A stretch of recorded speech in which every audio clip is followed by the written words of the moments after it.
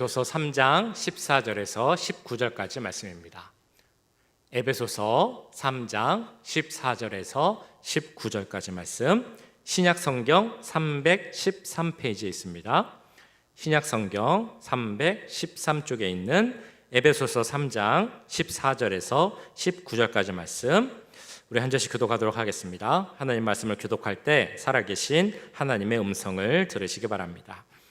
이러므로 내가 하늘과 땅에 있는 각 족속에게 이름을 주신 아버지 앞에 무릎을 꿇고 비노니 그의 영광의 풍성함을 따라 그의 성령으로 말미암아 너희 속사람을 능력으로 강건하게 하시오며 믿음으로 말미암아 그리스도께서 너희 마음에 계시게 하시옵고 너희가 사랑 가운데서 뿌리가 박히고 터가 굳어져서 능히 모든 성도와 함께 지식에 넘치는 그리스도의 사랑을 알고 그 너비와 길이와 높이와 깊이가 어떠함을 깨달아 하나님의 모든 충만하신 것으로 너희에게 충만하게 하시기를 구하노라.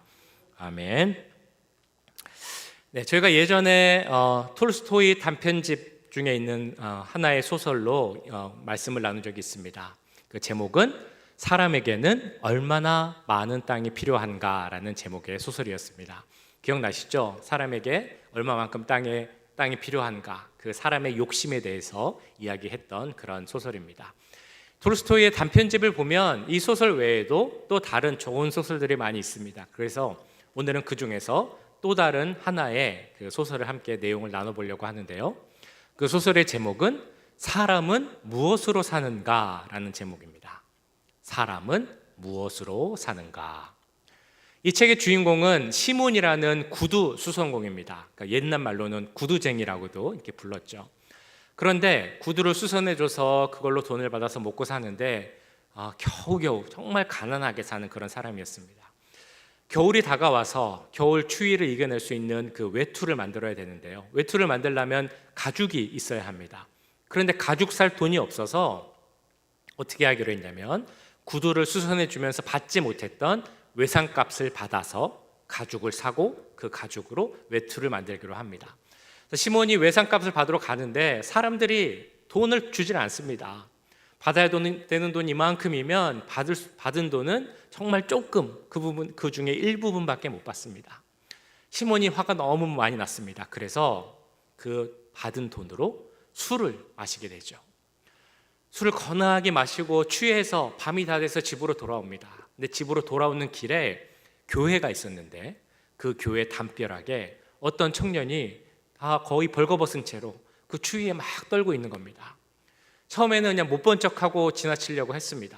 그런데 생각해 보니까 내가 저 사람을 돌보지 않으면 저 사람이 저기서 얼어서 죽겠구나라는 생각이 듭니다. 그래서 그 청년을 데리고 집으로 데리고 옵니다. 그걸 본 이 시몬의 부인이 화를 냅니다. 왜 화를 냈겠습니까? 돈을 받아서, 외상값을 받아서 가죽을 가져와야 우리가 외투를 만들어서 이 겨울을 날 수 있는데 외상값은커녕 가죽도 못 사오고 또 술에 취해서 들어오고 거기다가 누군지도 모를 청년을 또 한 명을 데리고 온 겁니다. 부인이 화가 나서 막 소리를 지르면서 화를 냅니다. 그런데 그렇게 조금 시간이 지나고 나니까 이 여인이 화가 이제 좀 가라앉게 된 겁니다. 그리고 그 청년을 보니까 너무 추워하고 배고파하는 모습이 보이는 겁니다. 그래서 너무 불쌍해 보여서 밥을 이렇게 차려주면서 식사를 하라고, 여기 식탁에 앉아서 식사를 하라고 이야기를 해줍니다. 그리고 그 표정에 참 안 됐구나, 왜 이렇게 됐을까라는 그 표정이 이 부인에게서 드러납니다. 이 청년이 그 부인의 얼굴을 보고 그 얼굴에 미소가 잠깐 나타나게 됩니다. 알고 봤더니 이 청년의 이름은 미하엘이라는 청년이었습니다. 이 청년이 그 시몬이라는 구두수선공 집에서 구두수선을 도와주면서 이제 계속 살게 됩니다. 한 번은 귀족이 찾아오게 됩니다. 귀족이 와서 막 큰 소리를 칩니다. 내게 좋은 가죽이 있는데 이 가죽으로 몇 년을 신어도 전혀 끄떡없는, 닳지 않는 그런 구두를 꼭 만들어 놔라 라고 명령을 합니다. 그런데 그 귀족을 보면서 이 청년이 두 번째로 잠깐 얼굴에 미소를 지는 겁니다. 그리고 나서 구두를 만들려고 했는데 구두가 아니라 슬리퍼를 만듭니다. 사람들이, 그러니까 시몬이 이상해서 왜 구두를 만들려고 했는데 슬리퍼를 만들지? 이렇게 생각하고 물어보려고 했던 그 찰나에 이 귀족의 하인이 들어와서 이렇게 이야기를 하는 겁니다. 우리 주인 귀족이 지금 사고로 죽었습니다. 그러니까 구두 만드실 필요 없습니다. 대신 그 가죽으로 슬리퍼를 만들어 주세요 라는 일이 생기게 됩니다. 그 일이 있은 후에 또 한참이 지난 후에 한 여인이 어린 아이들, 소녀 2명을 데리고 옵니다. 근데 그 중에 한 명은 발을 저는 불구였습니다. 무슨 일인가 하고 물어봤더니 사실 이 여인은 이 아이들의 친모가 아니었습니다. 그 어머니가 불의의 사고로 죽게 되었는데 죽으면서 쓰러졌습니다. 그러면서 이 아이 중에 한 명을 깔고 이렇게 쓰러지게 되어서 그 아이의 발이 눌려서 불구가 된 것이었습니다. 이 여인은 사실 친모가 아니었지만, 그리고 자기 자녀도 있었지만 이 2명의 소녀를 그냥 두면 분명 고아로 자랄 게 분명한데, 고생하면 자랄 게 분명한데 내가 이 얘들을 어떻게 해야 되나라고 생각을 하다가 그 아이들을 받아들여서 자기의 자녀로 삼고 사랑으로 양육을 하게 된 것입니다. 그걸 보면서, 그 이야기를 듣고 나서 이 미하엘이라는 청년이 다시 한번 짧은 미소, 3번째 미소를 짓게 됩니다. 그 일이 있은 후에, 그러니까 미하엘이 3번의 미소를 짓고 난 후에 미하엘이 갑자기 천사로 이제 변하게 됩니다. 그러면서 이야기를 해줍니다. 사실은 내가 하나님께 벌을 받아서 인간이 되었는데 하나님께서 3가지 질문을 주시고 그 질문에 대한 답을 찾으면 다시 하늘나라로 오게 하겠다라는 그런 벌을 받았다는 겁니다. 그 질문의 3가지는 이것입니다. 첫 번째, 사람의 마음속에는 무엇이 있을까? 두 번째, 사람은 미래를 볼 수 있는 지혜가 있는가? 그리고 3번째, 사람은 무엇으로 사는가? 라는 질문입니다. 그래서 그 질문에 답을 얻을 때마다 이 미하엘이 얼굴에 미소를 잠깐 지었던 겁니다. 첫 번째 질문에 대해서는 이렇게 답을 얻은 것이죠. 처음에 자기가 이 집에 왔을 때 자기를 구박하고 화를 냈던 여인이었지만 그래도 그 화가 사라지니까 자기를 불쌍히 여겨주고 밥을 먹으라고 해주고 또 이 집에서 있으라고 하는 그 부인을 보면서 사람의 마음속에는 하나님의 사랑이 있구나라는 것을 처음에 깨닫게 되는 것입니다. 그리고 두 번째, 몇 년을 신어도 닳지 않을 구두를 만들어 달라라고 했지만 사실은 금방 죽을지도 몰랐던, 자신의 미래를 몰랐던 그 귀족을 보면서 사람에게는 미래를 볼 수 있는 지혜가 없구나라는 것을 두 번째로 깨닫게 된 것입니다. 그리고 마지막 3번째, 자기도 어렵지만 그래도 더 어려운 그 어린 소녀들을 보면서, 특별히 한 아이가 불구인 것을 보면서 그 아이들을 잘 안아주고 키워주려고 했던 그 부인을 보면서 이 천사가 생각을 한 것입니다. 사람은 무엇으로 사는가에 대한 그 질문에 대해서 사람은 사랑으로 살아가는구나 라는 것을 깨닫게 되었다는 것입니다. 이 3가지의 질문에 대한 답을 얻고 나서 이 미하엘이 다시 천사가 되어서 하늘나라로 올라갔다라는 것이 톨스토이의 사람은 무엇으로 사는가라는 책의 내용입니다. 똑같은 질문 한번 제가 드려볼까요? 그 중에서도 3번째 질문, 사람은 무엇으로 사는가? 우리 사람은 무엇으로 산다고 생각을 하십니까? 네, 지금 무엇으로 살고 계십니까? 참 중요한 질문이죠. 그런데 답을 찾기가 쉽지 않은 그런 질문이기도 합니다. 오늘 말씀을 함께 묵상해보고 그 말씀에 대한 내용을 나누면서 우리가 무엇으로 살아가야 하는가에 대한 답을 함께 찾아보고자 합니다. 오늘 보신 말씀, 지난주와 본문이 같은 그런 내용이죠. 사도 바울이 에베소 교회를 향해 드렸던, 그 성도들을 위해 드렸던 기도입니다. 유대인들은 기도할 때 보통은 이렇게 서서 기도를 한다고 합니다. 그런데 그 기도가 정말 더 중요할 때, 간절하게 기도를 드리고 싶을 때 더 하는 2가지의 방법이 있습니다. 하나는 손을 이렇게 들고 기도하는 것, 간절한 기도를 드릴 때 이렇게 합니다. 또 하나는 무릎을 꿇고 기도하는 것, 그것이 간절함을 표현하는 방법이었습니다. 우리와 비슷하죠. 우리도 간절할 때 무릎을 꿇고 기도하기도 하고 손을 들고 기도하기도 합니다. 그만큼 사도 바울은 간절하게 기도했습니다. 자신은 감옥에 있지만 그럼에도 저 멀리 있는 에베소 교회와 성도들을 생각하면서 내가 할 수 있는 그 힘을 다해, 열심을 다해 그들을 위해서 기도했습니다. 왜 그들을 위해서 그렇게 기도했겠습니까? 왜 마음과 정성을 다해 힘있게 간절하게 기도했겠습니까? 다름 아닌 그들을 사랑했기 때문입니다. 사도 바울의 마음에도 사랑이 정말 넘쳤기 때문에 그들을 위해 기도할 때 멀리 떨어져 있지만 그래도 내가 무릎을 꿇고 주님 앞에 열심으로 진정으로 기도한 것입니다. 그 기도의 내용이 무엇이었습니까? 지난주에 나왔던 내용, 오늘 말씀에도 나옵니다만 우리의 속사람을 강건하게 하옵소서라는 그런 기도를 드렸다라고 말씀을 나눴습니다. 하나님을 아무리 잘 믿는 사람이라도, 믿음이 아무리 좋은 사람이라도 누구도 피할 수 없는 것이 있습니다. 그것은 바로 우리의 겉사람이 연약해진다는 것, 우리의 겉사람이 낡아지고 약해진다는 것, 이것은 변할 수가 없습니다. 그러나 우리의 겉사람은 누구나 약해질 수밖에 없지만 그래도 그 겉사람이 강건하여져서 살아갈 수 있는 방법이 있다라고 말씀드렸습니다. 기억나십니까? 어떻게 하면 된다고 말씀드렸습니까? 바로 우리의 속사람이 날마다 새롭게 되고 강건해지는 것, 즉 우리 영혼이 매일매일 새로워짐으로 강건해지면 그때 우리의 겉사람도, 우리의 육체도 더 강건해질 것이다 라는 그런 말씀을 드렸습니다. 많은 분들이 이런 생각하실 것입니다. 나이가 들면 어쩔 수 없다. 나이가 들면 참 몸이 말을 듣지 않는다. 내 생각대로 몸이 움직이지 않는다. 운동을 해도 예전 같지 않다. 몸에 구석구석 마디마디 안 아픈 곳이 없다. 그런 생각을 하고 말을 하면서 어쩔 수 없다라는 것을 알지만 그래도 한편으로는 서러운 마음이 드는 것도 사실입니다. 그런데 그때 그것으로 인해서 서러워하는 것보다 중요한 것이 있습니다. 내 몸을 바꿔주세요. 내 환경을 바꿔주세요. 내 여건을 바꿔주세요 보다 더 우선되어야 할 기도가 있습니다. 바로 내 속사람을 날마다 강건하게 해주세요. 이런 기도 혹시 들으셨습니까?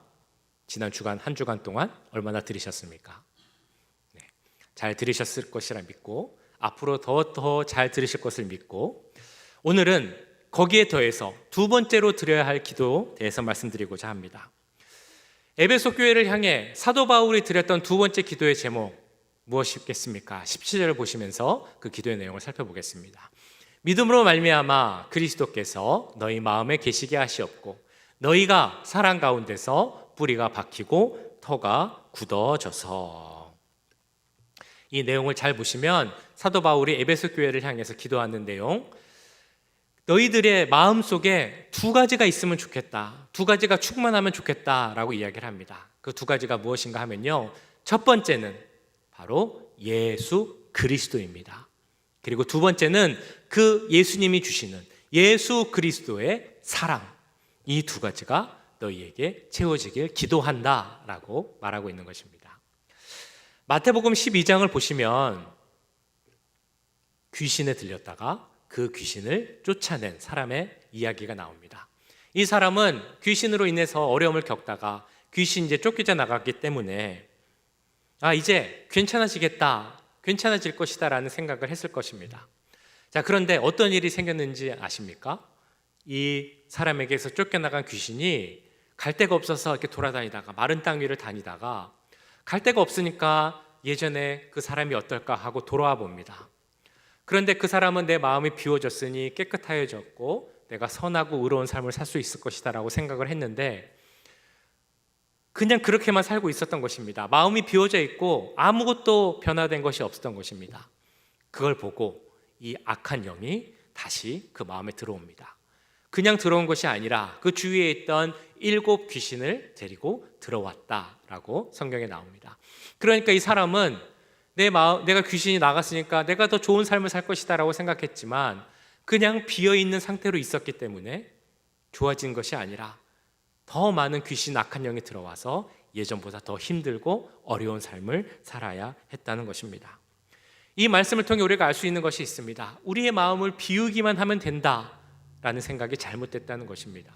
믿는 자들의 마음은 비워져서는 안 된다는 것이죠. 믿는 자의 마음은 그럼 어떻게 되어야 되겠습니까? 채워져야 한다라고 말씀합니다. 무엇으로 채워져야 한다고 말씀합니까? 바로 예수 그리스도로 채워져야 한다라고 말씀하고 있습니다. 사도 바울이 그래서 오늘 에베소 교회를 향해서 이렇게 간절하게 기도하는 것입니다. 너희 마음속에 다른 어떤 것이 아닌 예수 그리스도가 계시기를 기도한다 라고 고백하는 것이죠. 그리고 그 기도 가운데는 우리 예수님이 우리 마음속에 계실 때 그 예수님이 계심으로 우리가 함께 충만해져야 할 것에 대해서 말씀합니다. 바로 예수님과 우리를 끊을 수 없는, 그렇게 관계 맺게 하는 그 고리, 바로 예수님의 사랑, 그 십자가의 사랑입니다. 우리 17절에서 19절 다시 한번 보시겠습니다. 예수님의 사랑에 대해서 어떻게 말씀하고 있는지 제가 읽어보도록 하겠습니다. 믿음으로 말미암아 그리스도께서 너희 마음에 계시게 하시옵고 너희가 사랑 가운데서 뿌리가 박히고 터가 굳어져서 능히 모든 성도와 함께 지식에 넘치는 그리스도의 사랑을 알고 그 너비와 길이와 높이와 깊이가 어떠함을 깨달아 하나님의 모든 충만하신 것으로 너희에게 충만하게 하시기를 구하노라. 자, 이 말씀을 우리가 읽고 나서 제가 세 가지 질문을 또 드리려고 합니다. 한번 잘 생각해 보세요. 제가 드리는 세 가지 질문. 첫 번째, 우리 임마누엘 교회 성도분들은 왜 예수님을 믿으십니까? 너무 기본적이고 쉬운 질문이실지도 모르겠습니다. 왜 예수님을 믿으십니까? 두 번째 질문, 왜 지금 이 시간 여기 나오셔서 예배를 드리십니까? 그리고 마지막 세 번째 질문, 내 삶에 가장 중요한 것은 무엇입니까? 우리 세 번째 질문 한번 같이 생각해 보실까요? 머릿속으로 가장 먼저 생각나는 것을 한번 떠올려 보시면 좋겠습니다. 생각하시기에 내 인생에 있어서 가장 중요한 것은 무엇이라고 생각하십니까? 네, 우리 말씀해 주신 분도 계시고 머릿속으로 생각하신 분도 계실 것입니다. 질문이 조금 내용이 다른 것도 같습니다. 인생에 있어서 중요한 것은 무엇입니까? 예수님을 왜 믿으십니까? 왜 예배를 드리십니까? 그런데 사실 그 답은 같습니다. 우리가 예수님을 믿는 이유, 우리가 삶에서 가장 중요하다고 생각해야 하는 그 이유, 생각해야 하는 것, 그래서 우리가 지금 여기 나와서 예배를 드리는 그 이유, 그것은 바로 예수 그리스도이기 때문입니다. 예수님께서 우리에게 주신 사랑 때문에 우리는 예수님을 믿고 또한 이 시간에 나와서 예수님께 예배를 드리는 것입니다. 아멘이십니까? 그 이유로, 그 사랑 때문에, 그것이 가장 중요하기 때문에 우리가 지금 예배를 드리고 있으십니까? 그 크신 예수님의 사랑, 제가 참 좋아하는 말씀이기도 한데요, 그 사랑에 대해서 로마서 5장 8절은 이렇게 말씀하고 있습니다. 우리 같이 한번 읽어보실까요? 너무 중요한 말씀이죠. 로마서 5장 8절 시작. 우리가 아직 죄인 되었을 때에 그리스도께서 우리를 위하여 죽으심으로 하나님께서 우리에 대한 자기의 사랑을 확증하셨느니라. 아멘. 우리의 가슴 속에 정말 깊이 새겨야 할 것이 있다면 그것은 다름 아닌 하나님의 사랑입니다. 지금 로마서 5장 8절에서 말씀하시는 것처럼 우리가 무엇을 잘해서, 우리가 무엇을 이루었기 때문에 사랑하시는 것이 아니라 그 전부터, 우리가 죄인 되었을 때부터 보여주신 그 하나님의 사랑이 너무나 크기에, 그 십자가의 사랑이 있기에 그 이유만으로도 우리는 주님을 믿고 사랑할 수 있게 되는 것입니다. 그렇게 우리는 지금 여기에 와 있습니다. 교회에 있는 것입니다. 그렇다면 우리는 이 교회에 오는 이유가 무엇인지를 생각해 봐야 합니다. 우리가 누구 때문에 교회에 왔다, 혹은 무엇 때문에, 무언가를 얻기 위해 교회에 왔다라고 한다면 그것은 잘못된 것이라는 것입니다. 물론 처음에는 그 이유로 와야 합니다. 많은 분들이 그렇게 왔을 것입니다. 내가 누구 만나러 여기 와봤습니다. 어떤 분이 소개해줘서 와봤습니다. 제가 잘 아는 분이 여기 한번 와보라 라고 해서 여기 왔습니다. 이 교회가 어떤 곳인지 궁금해서 한번 와봤습니다. 여기 오면 뭐 준다고 해서, 선물 준다고 해서 한번 왔습니다. 사실 이거 너무나 중요한 것이죠. 너무나 좋은 것입니다. 누구라도 그렇게 해서라도 교회에 올 수 있다면, 그 발걸음을 교회 예배당으로 들어 놓을 수 있다면 그처럼 큰 은혜와 축복이 어디 있겠습니까? 그런데 문제는 처음에는 이것이 너무 좋은 것이지만 그 신앙생활을 한 지 몇 년이 되고 몇십 년이 되었는데도 아직도 내가 교회 오는 이유가 누구 때문에 왔습니다. 누구 만나러 옵니다. 무언가를 얻기 위해 옵니다. 라고 한다면 그것은 문제가 있다는 것입니다. 왜냐하면 내가 교회를 누구를 만나기 위해 온다면 그 사람하고 관계가 틀어지면 그 사람이 없으니까 혹은 관계가 틀어졌으니까 교회 안 올 수 있다는 것이기 때문입니다. 무언가를 얻기 위해서 교회에 온다면 그 원하고자 하는 것을 얻지 못하면 교회에 안 올 수, 발걸음을 끊을 수 있기 때문입니다. 교회에 오는 목적이 다른 무언가가 있다면 그 목적을 이루지 못하면 그 사람은 교회를 떠날 수 있기 때문입니다. 그렇기 때문에 우리는 교회를 오는 그 목적을 잘 알아야 합니다. 교회 오는 목적이 무엇입니까? 왜 교회에 오고 예배를 드리고 있습니까? 우리가 교회로 오는 이유, 예배를 드리는 이유, 다른 어떤 것이 아닌 오직 예수 그리스도여야 한다는 것입니다. 예수 그리스도가 내게 주신 그 사랑이 너무나 크기에 그 사랑을 우리가 알 수 없기에 그 너비와 길이와 높이와 깊이가 내가 정말 측량할 수 없는 그런 큰 사랑이기 때문에 내가 교회에 나와서 예수님을 믿고 예배 드려야 함을 믿습니다. 한국에서 유명한 대기업을 다녔던 한 분이 계십니다.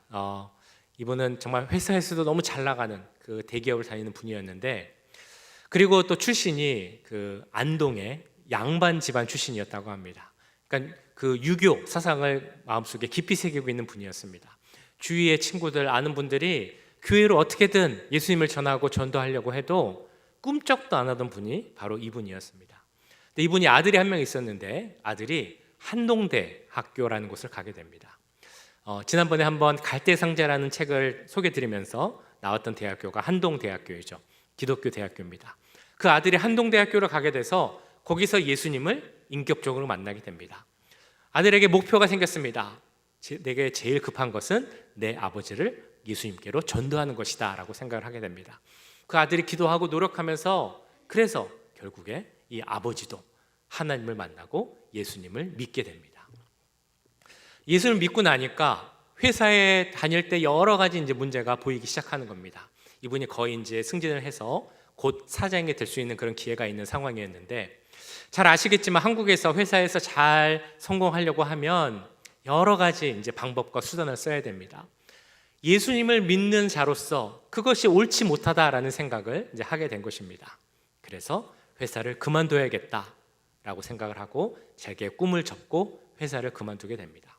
사람들은 조금 오해를 했습니다. 그 순서를 바꾸게 생각을 한 것이죠.